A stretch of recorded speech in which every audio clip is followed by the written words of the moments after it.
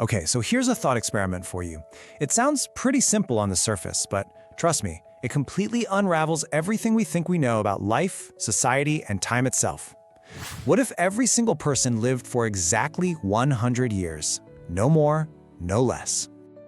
I want you to really picture it. You wake up, the morning sun is coming through your window. It's your 100th birthday. A huge milestone, right? But this morning is different. Because in this world, that 100th birthday isn't just about the party and the cake, it's also a final, scheduled farewell. You know for a fact it's your last day. Now, let's get the rules of this reality straight. We're talking no surprise endings here, no illnesses cutting life short, no tragic accidents, none of that. It's just a fundamental law of nature, as certain as gravity. You're born, you get exactly 100 years, and then your time is up. Period. End of story. So what would that world even look like if we changed that one single rule? How would it just ripple through, well, everything? Our society, our relationships, science, even the tiny little decisions you make every day. You know, the first and maybe the biggest change wouldn't be in our laws or our cities. It would happen inside our own heads. Our entire perception of time would completely transform. So look at this. Right now, our lives are defined by uncertainty. We're kind of living in a fog, right? We hope for a long life, but nobody really knows.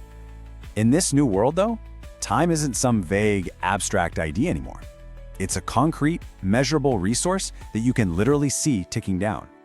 And this is the real trade-off, isn't it? On the one hand, that deep-seated fear of a sudden, random death, poof, it's just gone. But what replaces it is this immense, constant pressure. It's the awareness of a ticking clock that never stops. Every single second becomes accountable. Every wasted day is a chunk of your known total, gone forever. All right, so that's the personal impact, what it feels like for you. But now let's zoom way out and see how this plays out on a massive societal scale. We're talking about the very rhythm of civilization itself. All of a sudden, demography, the study of populations, it stops being a science of estimates and just becomes simple arithmetic. Seriously. The number of babies born in any given year is precisely the number of people who will pass away 100 years later, down to the person. So the crucial point here is that humanity would run on a perfect demographic clock. A baby boom isn't just a cultural phenomenon, it becomes a scheduled mass goodbye for the next century. Imagine being a city planner. Governments could plan infrastructure, pensions, and resources with near-perfect precision. And with society running like such a well-oiled machine, our individual lives would become a whole lot more structured. That whole chaos of figuring things out would pretty much be replaced by a clear blueprint. I mean, just think about it. Retirement age wouldn't even be a debate. It would just be set in stone. Pension funds would be perfectly solvent because you know exactly who needs what and when. And here's a wild thought. Procrastination might just become a forgotten habit. Why put anything off when you know with absolute certainty how many tomorrows you have left? And your career path? It would look totally different. Forget a single track for your whole life. You'd probably plan for multiple careers. Maybe you're a software engineer for 25 years. Then you hit your 50s, go back to school to study marine biology, and launch a whole second career. Lifelong learning wouldn't be a buzzword. It would just be the default plan. Okay, so all of that sounds very neat and predictable. But what about the things that don't fit so neatly on a timeline? The stuff that's messy and emotional, like love? Every single relationship you have would come with a visible timer. Imagine meeting someone born in the same year as you. There's a beautiful, but also kind of tragic symmetry in knowing you could share an entire, complete lifetime together, right up to the very last day. But an age gap? Whoa, that would carry a heavy, calculated weight. A 20-year difference means one person is consciously signing up for exactly 2 decades of life without the other. But here's the powerful flip side. The certainty of the end wouldn't necessarily make love weaker. It might just do the opposite. It could amplify everything. With a visible countdown, every shared laugh, every argument, every quiet moment would feel more potent, more precious, and so much louder.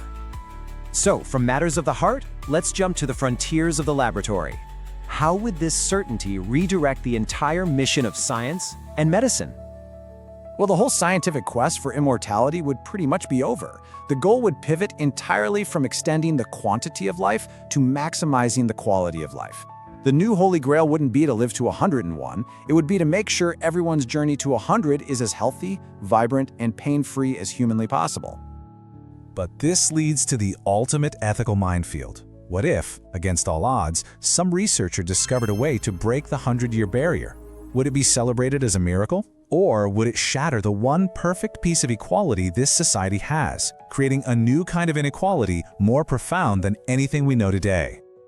And that massive question brings us right out of this hypothetical world and back into our own reality, with one last crucial thought to consider.